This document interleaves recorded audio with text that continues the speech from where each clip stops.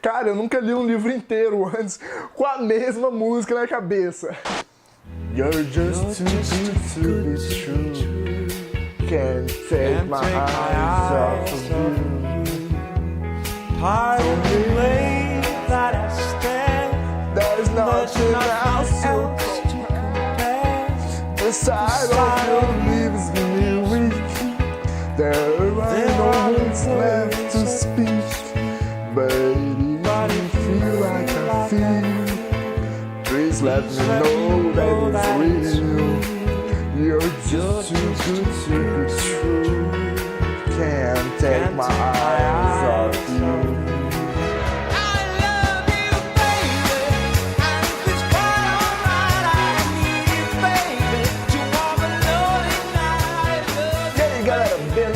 Eu sou o Luiz do Ler ou Não Ler e hoje eu vim aqui para falar sobre o primeiro livro da série Filhos do Éden, o livro Herdeiros de Atlântida, do autor consagrado aqui já no mercado nacional, Eduardo Spohr, o mesmo autor de A Batalha do Apocalipse, livro que já tem resenha aqui no vlog, por sinal eu curti pra caralho, já deu pra perceber naquele vídeo, e justamente por isso eu fiquei muito ansioso pra ler a série Filhos do Éden, que na verdade não é nenhuma continuação, mas é uma nova perspectiva de novos personagens naquele mesmo universo já construído pela A Batalha do Apocalipse. Mas antes de falar sobre a história de Herdeiros de Atlântida, mostrando um pouquinho mais o livro em si, ele é um livro muito bem construído pela editora Verus, a mesma editora que lançou todas as outras edições de A Batalha do Apocalipse. E assim como A Batalha do Apocalipse, a capa de Herdeiros de Atlântida é muito da hora.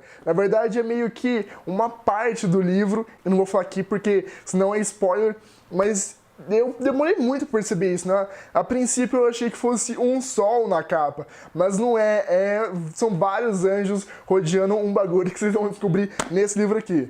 O que, fez ela ficar muito foda. O livro tem 474 páginas, contando com um apêndice, que é uma parte do livro que explica bastante sobre o universo de A Batalha do Apocalipse, até mesmo para quem não leu A Batalha do Apocalipse, pode muito bem ler Herdeiros de Atlântida, que vai entender muito bem a história. E esse apêndice, inclusive, ajuda bastante, porque ele fala sobre os anjos, fala sobre as castas e todo o Spohr-verso. Mas aí, Luiz, qual é a história do livro Filhos do Éden, já que a história do A Batalha do Apocalipse se completa na Batalha do Apocalipse? Esse livro aqui, Herdeiros de Atlântida, ele passa um pouco antes dos acontecimentos que ocorreram na Batalha do Apocalipse, ou seja, com outros personagens. Aqui a gente não vê os personagens que a gente gostou tanto lá na batalha, como o Ablon, a Shamira. Aqui não, aqui são outros personagens, na verdade são outros anjos, não são anjos tão fodásticos quanto os protagonistas de A Batalha do Apocalipse, o que faz com que Filhos do Éden seja mais pé no chão, digamos assim. Isso até mesmo faz com que os próprios anjos presentes em Herdeiros de Atlântida se tornem mais humanos. Mas antes de eu entrar realmente na história, eu preciso contar um pouquinho mais sobre o universo que ronda essa série de livros. Tudo começou lá na Batalha do Apocalipse, quando Deus, precisando enfrentar uma outra deusa lá obscura, que eles não entram, que o autor não entra muito em detalhes, para matar ela, ele acaba criando os arcanjos, que são os 5 primeiros: Gabriel, Rafael, Uziel, o Miguel, que é o mais foda de todos, e o Lúcifer. Então ele acaba derrotando essa deusa lá, que eu nem lembro o nome, pra falar bem a verdade. E aí ele cria o nosso universo, e a Terra e tudo mais. E nesse universo ele acaba criando os demais anjos com as demais castas, inclusive os seres humanos. E aí no 7º dia, que seria mais como um tipo de era, que é a era que a gente está vivendo agora, Deus resolve descansar e ele meio que some do universo e ninguém sabe o que aconteceu com ele. E acaba deixando os arcanjos para cuidar de todo o seu reinado. O único problema é que os arcanjos são invejosos, eles começam a sentir inveja dos humanos, já que os humanos, ao contrário deles, tem o livre-arbítrio. Então Miguel acaba decidindo exterminar os humanos. Daí é o dilúvio, aquele extermínio de Sodoma e Gomorra, essas coisas mais bíblicas assim e tal. Só que nisso, alguns anjos começam a ficar revolts lá no céu e não concordam com isso, não concordam com essa atitude de Miguel. E aí acaba estourando uma guerra civil entre os próprios anjos. De um lado, o Miguel, o tirano, querendo acabar com a humanidade, e do outro, o Gabriel, que acabou tendo... Não vou falar nada.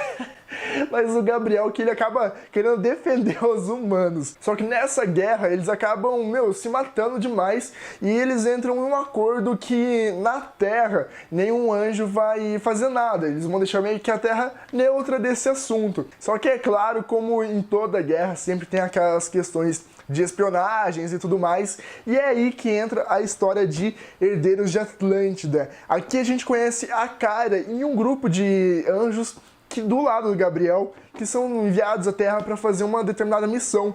Só que eles acabam não voltando dessa missão. Então, são enviados novos anjos para saber o que está acontecendo com a Kyra, o que aconteceu com ela, já que ela era uma das capitãs do exército do Gabriel. E a missão dela era extremamente importante para o futuro da guerra e tudo mais. E é nesse enredo que rola Herdeiros de Atlântida, em meio a brigas, batalhas não tão épicas quanto as batalhas ocorridas em A Batalha do Apocalipse, mas batalhas muito mais terrenas, de, soco, garrafada. O bagulho é louco aqui, é por isso que esse livro acaba cativando tanto. Ele não é tão, Dragon Ball Z, que os caras vão ficando cada vez mais fortes e acabam, destruindo um planeta, um Kamehameha. Aqui não, os caras, vão na porrada mesmo. E é por isso que é tão da hora. E logo nas primeiras páginas de Filhos do Éden, já dá pra perceber uma grande evolução do autor. No primeiro livro, A Batalha do Apocalipse, o Eduardo ele escrevia um pouco mais truncado, demorava mais para você chegar nos objetivos dos capítulos.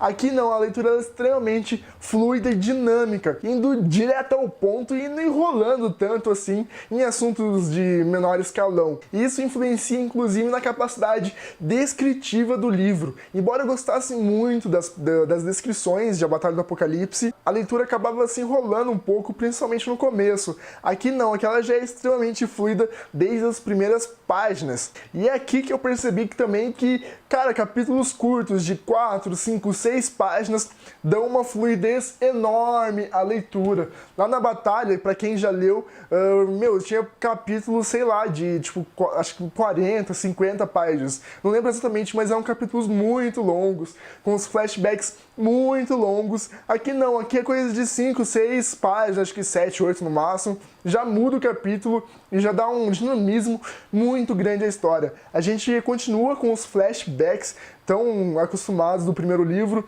mas eles estão em uma escala muito menor e são realmente flashbacks que adicionem coisas interessantes mesmo à leitura, que faça com que você fique ainda mais curioso para saber o que está rolando, o que vai rolar ou o que já rolou. No livro Filhos do Éden, a gente ainda acaba conhecendo ainda mais o universo criado pelo Eduardo Spohr, inclusive com metáforas muito bacanas para explicar esse universo. Um exemplo é como o anjo Daniel, ou Daniel, como ele gosta de ser chamado, usou para explicar as dimensões, o primeiro céu, a Terra, o segundo céu, o plano etéreo, se não me engano, através de um cheeseburger e de um milkshake. Então acabou sendo uma leitura bem bacana. Eu mergulhei cada vez mais nesse universo criado em A Batalha do Apocalipse, depois aqui no Filhos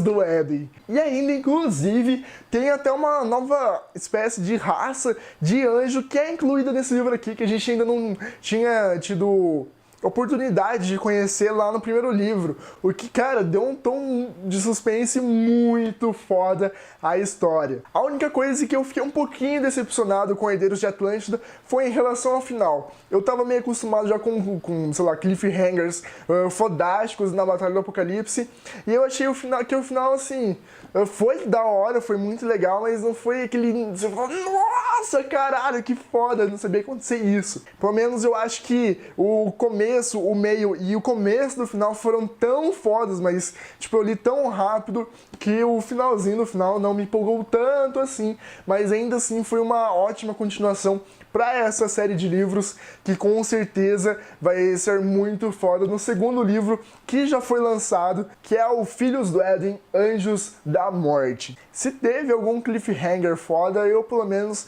não percebi. Mas e aí, Luiz, ler ou não ler Herdeiros de Atlântida, Filhos do Éden? Cara, com certeza, principalmente se você gostou do primeiro livro, A Batalha do Apocalipse, cara, vai fundo aqui nesse livro que você, embora a história não seja tão parte assim da história principal do primeiro, esse livro aqui ele é muito foda e eu tenho certeza que você vai curtir. Se você achou o primeiro livro mais ou menos, não gostou muito do estilo de escrita do autor, dá uma chance pra ele e leia Filhos do Éden. Eu tenho certeza que você vai curtir muito. Ele evoluiu muito na sua escrita. E olha que, eu já curti pra caralho o primeiro livro. Então esse aqui, nem se fala. Eu, pessoalmente, tenho um preconceito contra livros ou filmes que tentam explicar uma história anterior ao primeiro. Por exemplo, Senhor dos Anéis. Cara, eu li os 3 primeiros livros do Senhor dos Anéis e até hoje eu não tenho coragem de pegar o Hobbit pra ler, porque mesmo que eu saiba que é uma história muito foda, mas eu penso, mas eu já sei o que vai acontecer no final, então por que eu vou ler alguma coisa que vai acontecer antes daquilo? Mas justamente por isso aqui ser uma história totalmente diferente, ele acaba sendo muito da hora e acaba sendo uma ótima fonte de entretenimento. Vai por mim que eu tenho certeza que se você gosta desse lance de anjos, histórias mitológicas e tudo mais, você vai curtir muito Filhos do Éden. E é isso, galera. Espero que tenham gostado desse vídeo. Cenário novo, casa nova, vídeos novos.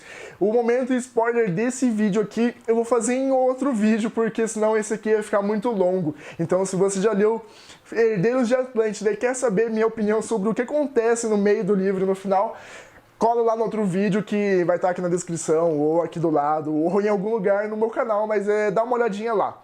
E é isso, espero que tenham gostado do vídeo mais uma vez e até a próxima!